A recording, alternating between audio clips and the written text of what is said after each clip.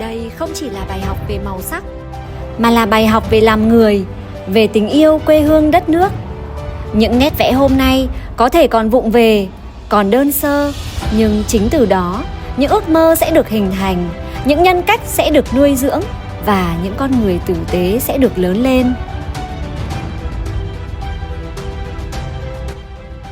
Qua tiết học mỹ thuật ngày hôm nay với chủ đề quê hương Việt Nam, chúng con đã tạo được rất nhiều sản phẩm đẹp. Con rất biết ơn các thế hệ cha ông đã hy sinh để giành lại độc lập, tự do cho Tổ quốc. Con nghĩ rằng mỗi học sinh như chúng con cần phải phấn đấu học tập, không ngừng rèn luyện để dựng xây quê hương đất nước ngày càng giàu đẹp. Mỗi nét vẽ hôm nay là một mầm xanh của tương lai. Mỗi giờ học nghệ thuật là một bước tiến của tâm hồn. Yeah!